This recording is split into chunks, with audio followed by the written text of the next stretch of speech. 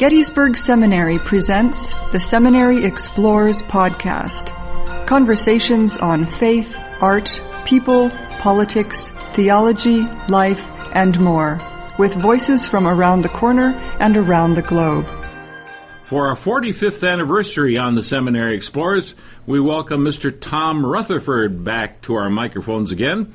He is a licensed town historian, and in his previous life, he was a portfolio manager on Wall Street, now teaching part-time in the Allentown area in a private school, so his love obviously is history. Our theme today, The Cost of War, Part 2, Children of the Battlefield. A number of children wrote of their memories of the battle, didn't they? Quite a remarkable number when they became adults, and some were quite articulate. Tilly Pierce was one. That's right, Jerry. 15-year-old Tilly Pierce, you've got it right. Matilda, to be exact. Tilly Pierce was a 15-year-old teenager in Gettysburg at the time of the battle. The only daughter of James and Margaret Pierce, three brothers in the house in addition to herself. Background of the family, financially well off. Dad was a butcher, church-going Methodist family. Tilly, which would have been typical for a young lady of her class in society here in Gettysburg, was attending the Young Ladies Seminary on the corner of Washington and High Street. That sounds familiar. So she was on a glide path to do the kinds of things young ladies would be expected to do at her age and into her early 20s. By the way, I'm interrupting you already, and I shouldn't in one sense, but I want to mention that people in town here, and we are broadcasting before a live audience, would recognize that building even today because it is also the home of the college and the seminary. Is it not? You're talking about the seminary itself. Yes, it is. Yes. The Young Lady Seminary. That's right. Mm-hmm. Okay, anyway, Tilly. Tilly's story goes is very much wrapped up in the battle itself and the aftermath.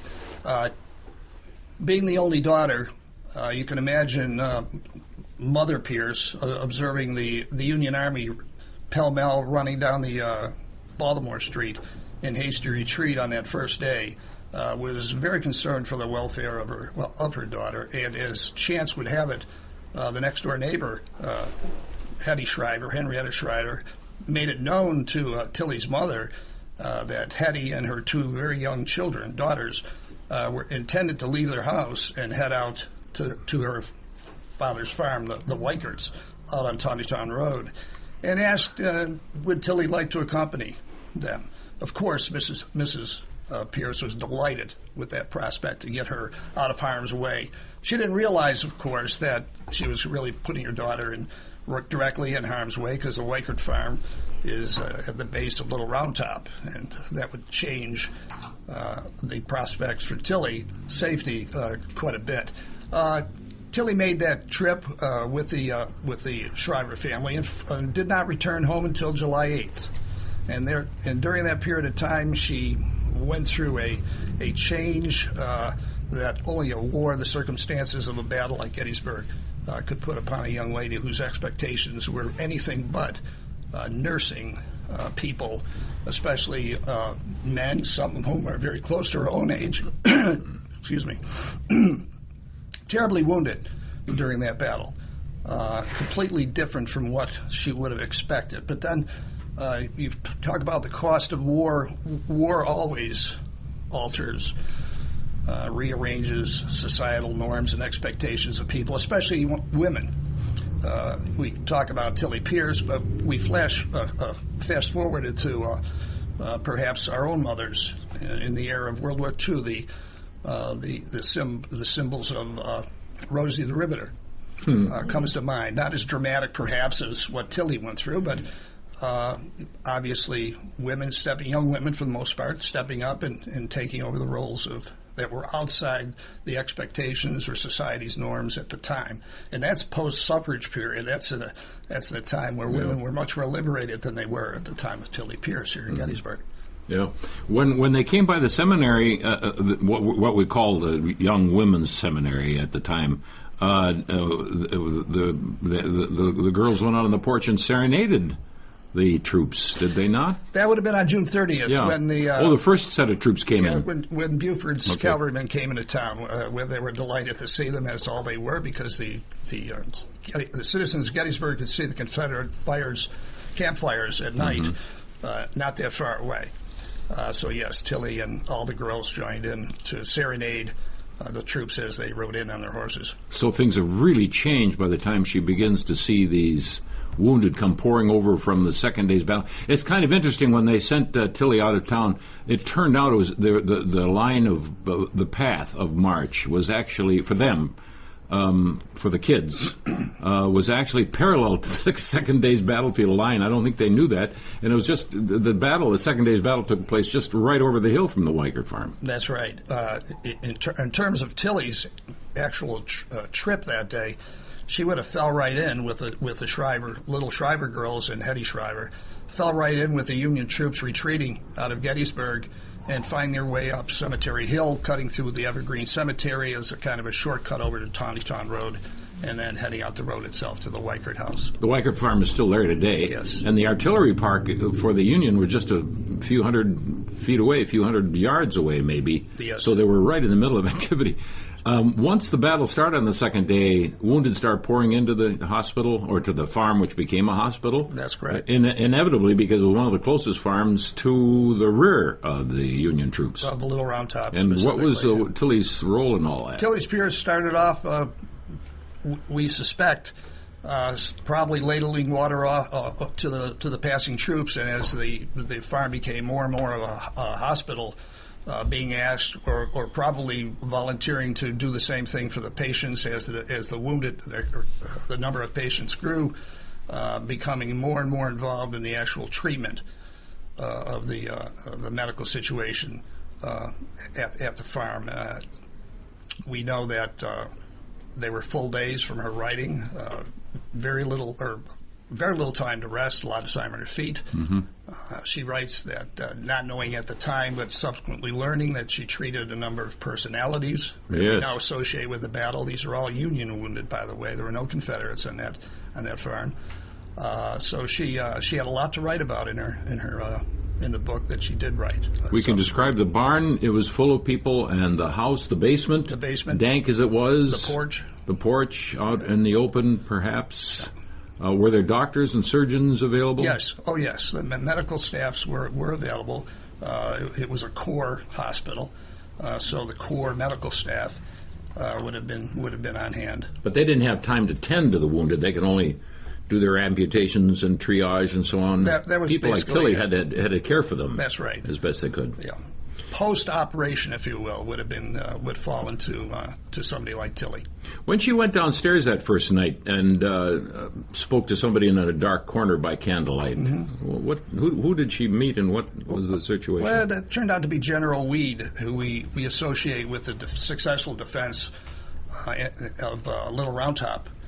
He, of course, is wounded pretty severely during the short period of time he spends on Little Round Top. He's taken down to the Weichert farm, put on, probably laid on straw or hay in the basement of the Weichert farmhouse. Tilly services his needs, not knowing whether frankly, if he's a general or a private, not caring. And she writes that one of her last stops for one night after the battle was to tend to his needs, and his only request is that she come back to see him in the morning. And when she did, he had expired during the night. That's when she learned he had been General Weed. Imaginatively, if not factually, it must have. There's a tremendous conclusion to this story, and that is when she and the little girls make their way home again, and Tilly's mother's had her own adventures, staying in town, and one imagines that she thinks that Tilly has been safe all this time and has nothing to do. Can you describe that scene? Well, both of them think the other one's fairly safe. They both discover they're pretty much both in the same situation in terms of what they've been doing in the interim between Tilly's departure from the house and the return. Just like everyone else in Gettysburg at this point in time, post-battle, we've got, with 51,000 casualties, there are about 20,000 wounded who are so severely wounded they can't be moved from wherever they are. Gettysburg is a vast hospital. And not just public buildings, but every residence is taken over for the treatment of the wounded. Tilly comes home and immediately spots a red flag over the door of her own house, signifying there are wounded inside. And upon returning, discovers Mom has been taking care. Miss and Mrs. Pierce have been taking care of a colonel by the name of Colville from the 1st Minnesota. Yes, very severely wounded. Ends up spending, I believe, over 3 months at the Pierce house before he finally leaves. By then, he's probably part of the family and promises that at some point in the future he will return, and he does. He could have had his leg cut off, but he refused. And one of the reasons why he stayed so long. That's right. Was crippled the rest of his life, became Attorney General or something of Minnesota. That's correct. And one of our state heroes. But the story is about Tilly. It strikes me, and I think this is what your point is that she starts out as a 15-year-old and ends up as a 35-year-old. She's learned a lot in those 7 days that she's away from home. We don't think of 15-year-olds being associated with battles, if we can help it. Maybe the Second World War in some terrible situations, but it's not a frivolous sort of a thing. No. She grew up. And this is repeated many, many times throughout Gettysburg. Or subsequent to the battle itself. Tilly is one of the few who does write about it, but we do have a lot of reports about it. Of course, reporting back then in the media was newspaper or magazine. Reporters were all men, and men would attribute Tilly's actions to maternal instincts or something like that, as opposed to being deliberate, out of the box reactions to a situation. She really came of age, I think.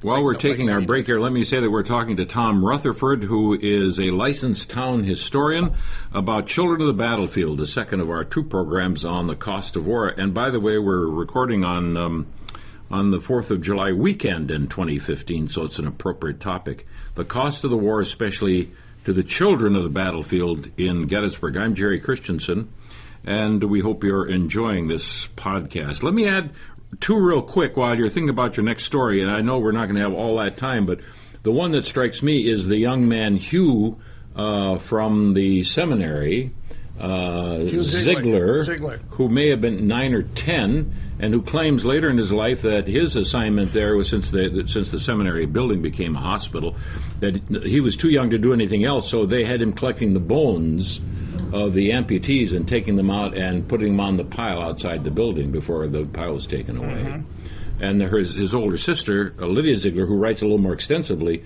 was among those who were making the soup and carrying it down, because the matron, the mother, Mary Ziegler, was kind of the caretaker for the whole hospital at the seminary. That's correct. And the other one you'll probably get to. Maybe you want to comment on that right away before we take our last story. I'm sorry, I forced you to talk about it. Just to follow on that seminary story, keep in mind that from July 1st is when the wounded first started to be taken in under the cover of the old dorm and around the old dorm area. That hospital was in existence until mid-September of 1863, yes, before the last patient left. Yeah. So that seminary... It was the first and one of the last. One of the first and one of the last, correct. It would probably still be there, but the seminary founder, Simon Schmucker, said, we've got to move these people out. We've got to go back to school. We've got to get seminarians in here.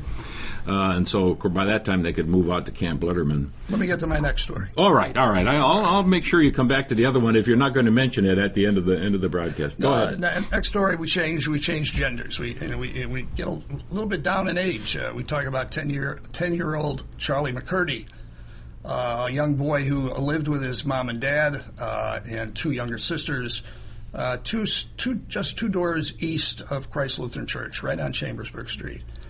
Of course, he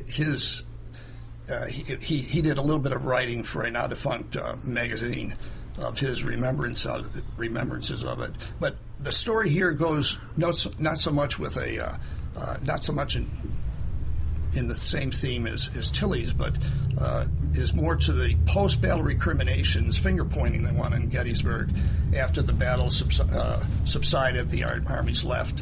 A lot of finger-pointing with respect to people accusing one another of perhaps being unduly friendly or overly sympathetic to the Confederate cause while they were here in town.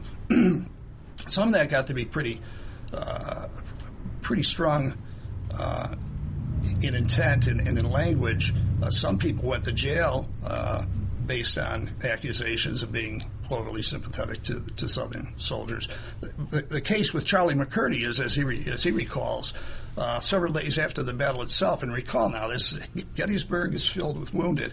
An ambulance pulls up in front of his parents' home on Chambersburg Street. The Union soldier gets off the ambulance, comes to the front door, and explains to Mr. McCurdy, Charlie's dad, that we have a wounded Confederate inside. Our intention was to take him from the seminary to the train station to put him on a train to Baltimore with the expectation that he'd be moved to Fort Monroe in Virginia as a prisoner of war. However, the train had left for the day. And where are we going to put him? And why we got to the McCurdy house in the first place, to ask that question I can come back to later. But the fact of the matter is Mr. McCurdy sold him, bring him aside. And that Confederate officer turns out to be Major General Isaac Trimble, who in the Third Day battle is seriously wounded in the leg. And he is made very comfortable in the McCurdy household. Big hit with the two little McCurdy girls. While he's at the house, he's paid a visit by the Secretary Seward of Lincoln's cabinet. Refuses to see him, not because he's a curmudgeon or anything, it's just he feels it's not the thing to do.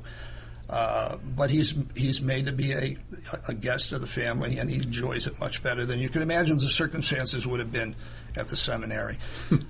By the way, there is a Union officer also in the McCurdy house, so it's not just that they've taken in Confederates. There is a Union officer who dies while he is at the McCurdy household. Word gets around, as it will in a town this size. Some people take it as an affront that a Confederate officer is being treated so well in the McCurdy household. And about 2 weeks later, after the ambulance pulling up to the door in the first place, another ambulance pulls up, this time with an officer who explains to General Trimble that we're going to be moving you back to the seminary. And you can imagine that the general was quite put out by this, being a general, if nothing else. The first time anyone was ever unhappy to go to the seminary. In fact, there was a good deal of bickering in town about why this Confederate is getting better treatment than all of our Union boys, who are some of whom are still not cared for. That's correct. And so there might have even been was Seward there as a kind of investigation? He wasn't there in a friendly visit.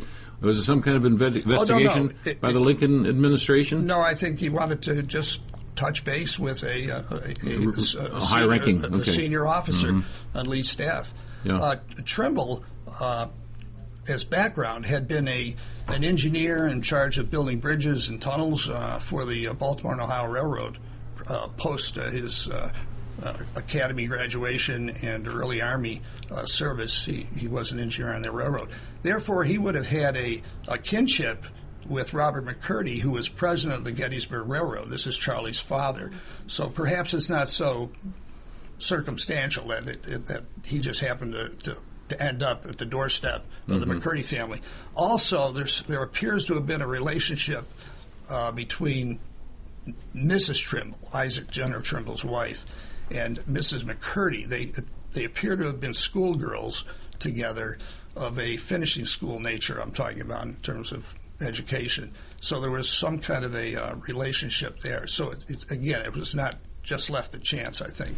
Do you happen to have that quotation about Trimble, who was terribly wounded earlier in the same leg that was finally, or can you remember it from memory? I can't. He was terribly wounded in the one leg that was finally removed. I can't leave anything to memory. Yes, but I do have that quote, and this is a very grateful General Trimble, and this is many months after the battle. Mrs. McCurdy receives a silver soup ladle, complete surprise, and on it is, quote, General Trimble to Mrs. McCurdy, the tribute of a grateful heart. I mean, a romantic general. One-legged romantic general. All right, we can't go away. We can't conclude without a quick story about Sadie Bushman. It's one of the most touching of all. She's only 9 years old. 8 years old. 8. I've been saying 9. Well, some do, but Okay. I believe it was 8. But we're switching genders again. Obviously, Sadie Bushman from a large family here in Gettysburg. Her only job that day is to keep an eye on her younger brother. And as the family decides that they're going to leave town for a safer area, Sadie and her younger brother are separated from the family. And you can imagine the mishmash of retreating soldiers and advancing artillery and all that going on at the same time. In fact, she puts herself in a position where she's actually fired upon in her travels to. The young lady has the presence of mind to head for her grandmother's house. Where else would you go? Right to your grandmother's house. Upon getting there, she discovers it's already been turned into a hospital.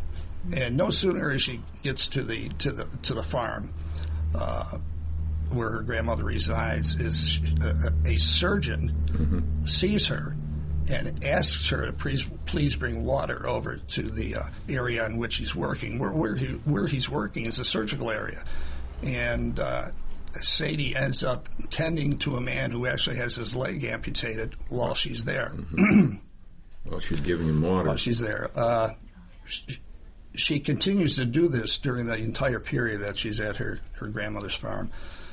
She's viewed as the littlest angel of mercy by every Union soldier that is touched by her or her actions. Post-battle, it's safe to go back home. She would do that, but every day, against her father's wishes, would go back out to that farm and tend to the wounded, only to come home and get a whipping, as she relates. That might be in the Bushman tradition, though, of running against male authority and paying the price for it. Because Sadie tells a story about her mother on that first day going up into the attic so she could watch the artillery fire coming in from the Confederates, and having her father going up and bodily putting her over his shoulder and taking her downstairs and tell her if she does it again, she'll be spanked. So there may be a This tradition. This is the 19th century, yeah. In all cases, the children are put under circumstances that we'd hate to ever put any of our children in the situation of war, and these 3, fortunately, came out well and grew from it. A terrible, terrible price to pay. I'm Jerry Christensen. You've been listening to the Seminary Explorers. Our guest is Tom Rutherford, a licensed town historian. Our topic for this 4th of July weekend in the year 2015 has been the costs of war, especially for children. For the Seminary Explorers, have a very good day. You have been listening to The Seminary Explorers from historic Seminary Ridge in Gettysburg, Pennsylvania, a production of Gettysburg Seminary. We invite you to visit our website at www.ltsg.edu.